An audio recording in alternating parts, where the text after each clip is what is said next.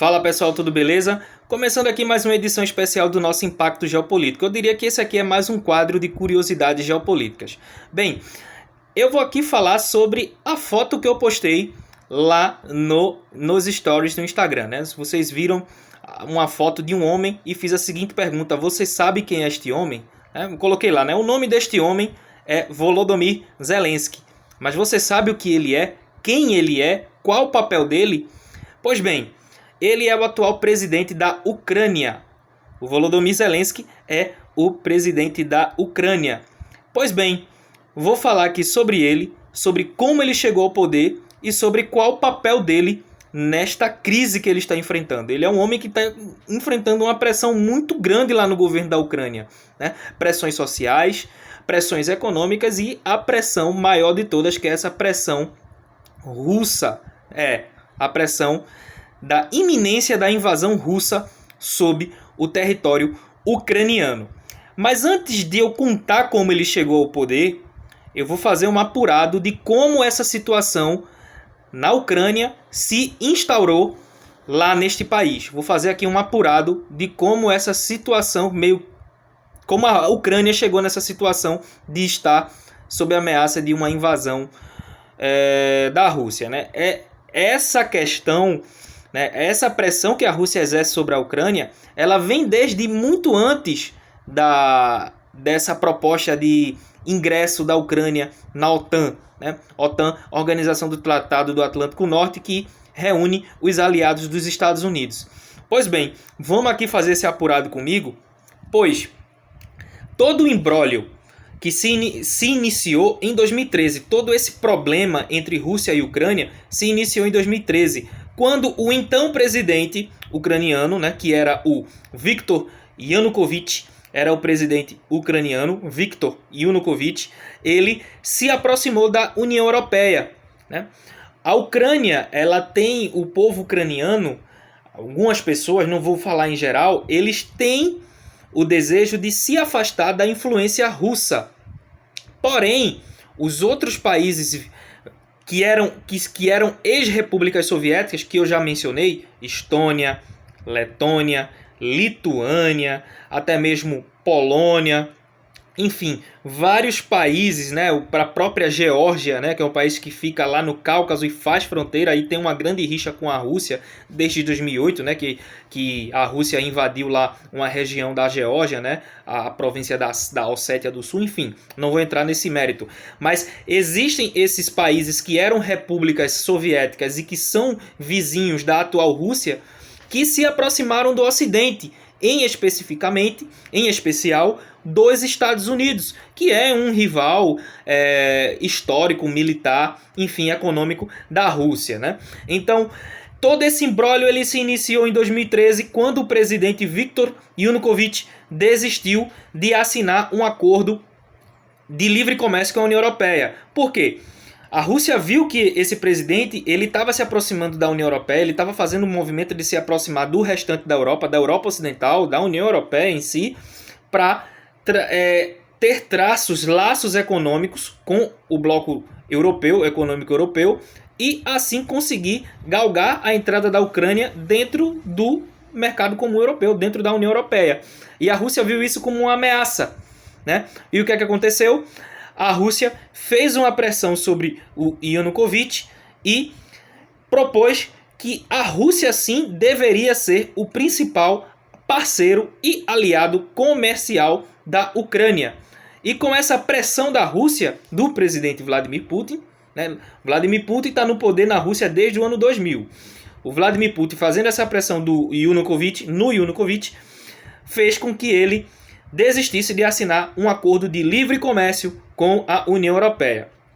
Com isso, com essa desistência, a oposição e parte da população ucraniana foram às ruas protestar, e esses protestos foram violentos e deixaram vários mortos. No dia 22 de fevereiro de 2014, né? Tudo isso começou em 2013, porém, em 2014, no dia 22 de fevereiro, as manifestações culminaram na renúncia do presidente da Ucrânia, o Yanukovych, por ter desistido de assinar o acordo de livre comércio com à União Europeia e ter se aproximado da Rússia, e ter se aproximado economicamente e politicamente da Rússia, ele não aguentou a pressão da população insatisfeita com essa decisão dele e acabou renunciando ao cargo de presidente da Ucrânia, né?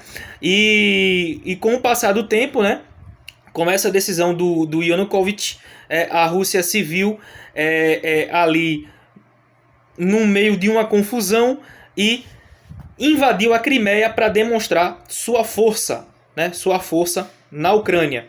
Invadiu a Crimeia, anexou a Crimeia sem disparar um único tiro e foram e se apossaram daquela região. Tudo bem, na Crimeia houve um referendo, né, sobre se a população da Crimeia queria continuar sob jugo da Ucrânia ou entrar, ser incorporada à Rússia.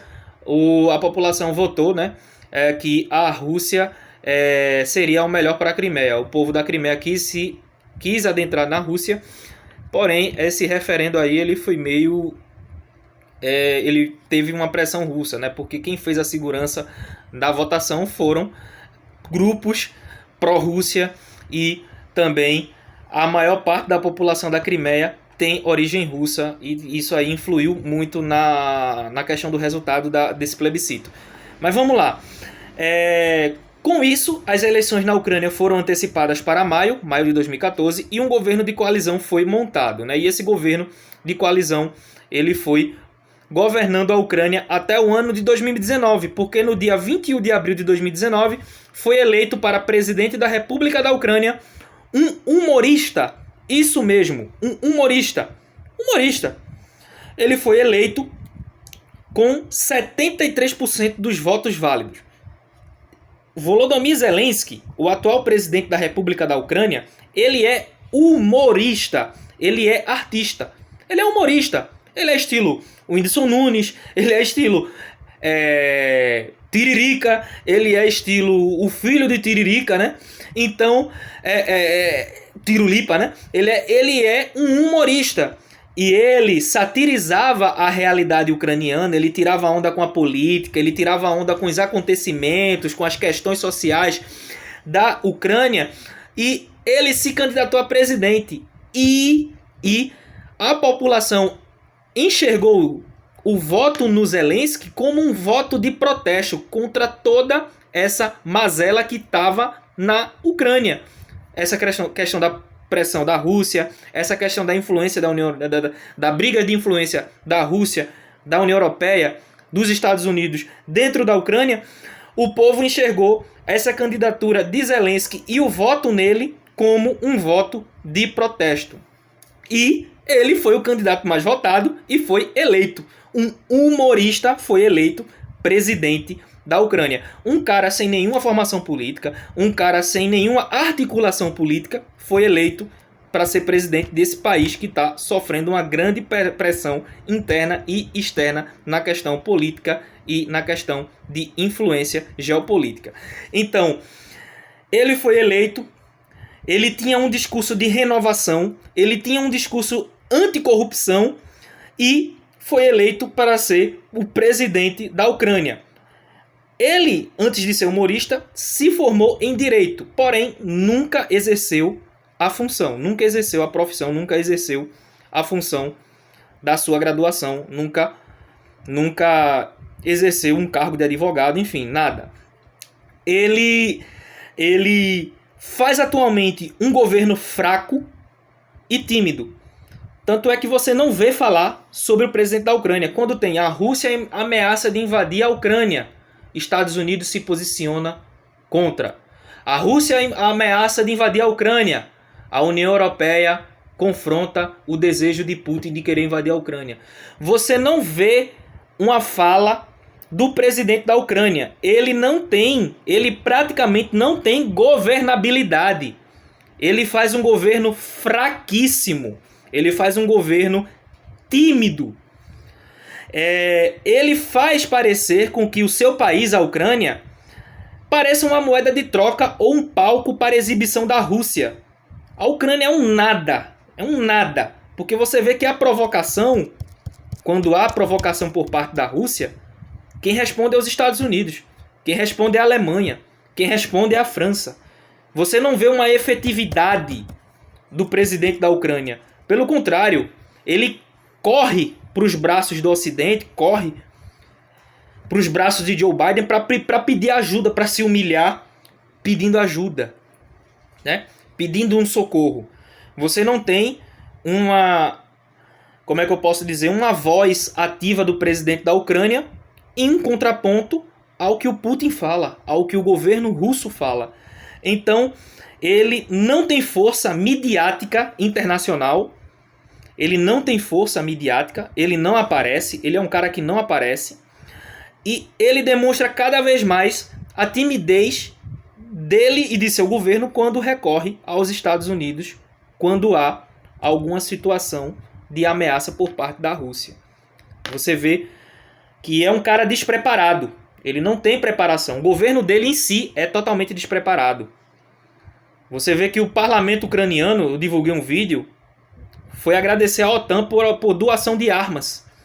Então, você vê que o Volodymyr Zelensky não tem condições nenhuma de governar a Ucrânia, principalmente no contexto que a Ucrânia está inserido, no contexto de ameaça geopolítica, de influência, na briga por uma polarização geopolítica, melhor dizendo, da OTAN, União Europeia e Rússia, né? De um lado estão a OTAN e a União Europeia, do outro lado a Rússia. A Ucrânia vive um momento de polarização, por mais que a vida esteja normal, por mais que não haja uma ameaça concreta e significante de invasão, você vê que não há condições desse cara governar a Ucrânia. Pois bem, pessoal, essa aqui foi mais uma edição do Impacto Geopolítico Especial, falando sobre a questão de governabilidade da Ucrânia. A gente não vê a cara do presidente da Ucrânia, a gente não vê falar dele. Parece que a Ucrânia realmente é um palco, vai ser uma arena de confronto de um confronto indireto entre Rússia e Estados Unidos. Você não vê a Ucrânia tendo força política para confrontar ou rebater acusações ou provocações russas. Beleza, galera? Falou, valeu, até quarta-feira.